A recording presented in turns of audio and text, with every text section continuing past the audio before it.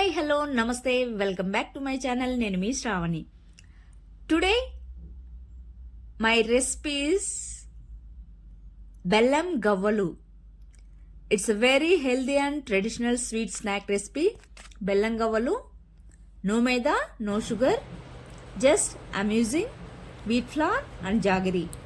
Super crispy and perfect for kids and also family. It's very yummy recipe. So తప్పకుండా అయితే try చేయండి. Late చేయకుండా అయితే ప్రాసెస్లోకి వెళ్ళిపోదాం.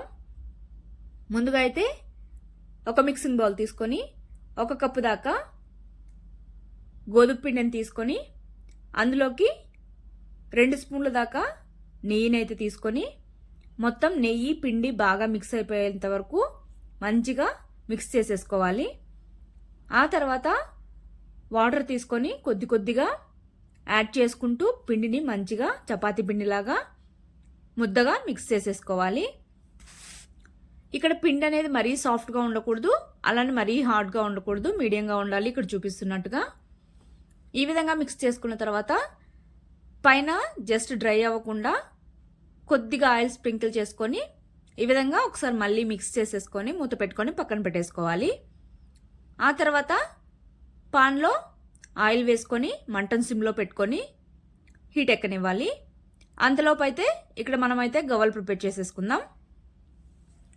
ఇక్కడ పిండిని మంచిగా ఒక 5 నిమిషాల వరకు ఒత్తుకోవాలి.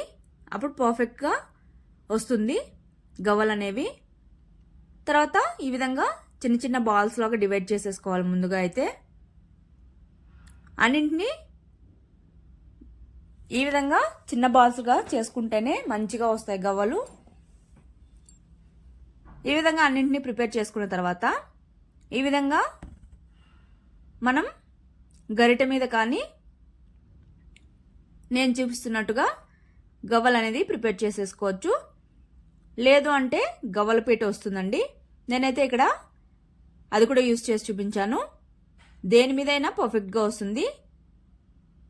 ఇంకా చెప్పాలి అంటే కోంబు మీద కూడా పర్ఫెక్ట్గా వస్తుంది. అంటే కొత్తది వాడకుండా దువ్వెన తీసుకొని దాని మీదైనా చేసేసుకోవచ్చు. అదైతే నేను చూపించలేదు ఇక్కడ. ఈ విధంగా గవ్వలన్నింటినీ ప్రిపేర్ చేసేసుకున్న తర్వాత ఒక ప్లేట్లోకి అయితే తీసేసుకోవాలి. తర్వాత ఇక్కడ ఆయిల్ అనేది మరీ ఎక్కువగా హీట్ అవ్వకూడదండి. అప్పుడే గవ్వలు అనేది మంచిగా ఫ్రై అవుతుంది, క్రిస్పీగా ఉంటాయి. ఈ విధంగా గవ్వలన్నింటినీ ఆయిల్లో వేసేసుకున్న తర్వాత మంటను మాత్రం సిమ్లోనే ఉంచుకోవాలి. ఈ విధంగా ఒక్కొక్కటి పైకి తేలుతూ ఉంటాయి. ఈ విధంగా అన్ని పైకి వచ్చిన తర్వాత గరిటెను పెట్టుకొని తిప్పితే సరిపోతుంది. వేసిన వెంటనే కానీ గరిటెను పెట్టామంటే అవి అతుక్కుపోవడమో లేదంటే విరిగిపోవడమో జరుగుతుంది. ఈ విధంగా పైకి వచ్చాక గరిటెతో మరో సైడ్ కూడా టర్న్ చేసుకొని మంచిగా గోల్డెన్ బ్రౌన్ కలర్ వచ్చేంత వరకు ఫ్రై చేసుకోవాలి. ఇక్కడ మరీ ఎక్కువ కలర్ వచ్చిందంటే చల్లారాక కూడా కలర్ అనేది చేంజ్ అవుతుంది. అందులోనూ మనం గోధుమ పిండి యూజ్ చేసాం కాబట్టి కాస్త కలర్ అనేది అటు ఇటుగా ఉంటుంది. కాబట్టి కాస్త మరీ ఎక్కువ కలర్ వచ్చేంత వరకు ఉంచుకోకండి. ఈ విధంగా కలర్ వచ్చిన తర్వాత తీసి ఒక బౌల్లోకి అయితే పక్కన పెట్టేసుకోవాలి. ఇక్కడ నేను అన్నింటినీ ఒకేసారి వేసుకున్నాను. ఈ విధంగా ఒక బౌల్లోకి తీసుకున్న తర్వాత ఇక్కడ చూపిస్తున్నాను చూడండి ఎంత క్రిస్పీగా ఉన్నాయో. చల్లారాక కూడా ఇదే క్రిస్పీనెస్ అయితే ఉంటుంది పక్కాగా. తర్వాత గవ్వలను పక్కన పెట్టేసుకొని ఇప్పుడైతే పాకం పట్టేసుకోవాలి. అమ్మో పాకం అనుకోకండి, ఇది పాకం అసలు రాని వాళ్ళైనా ఈజీగా చేసేయచ్చు. ముందుగా అయితే ఒక కడాయి పెట్టేసుకొని ఇక్కడ నేను 1 కప్పు గోధుమ పిండి తీసుకున్నాను. బెల్లం మాత్రం 1/4 కప్పు మాత్రమే తీసుకున్నాను.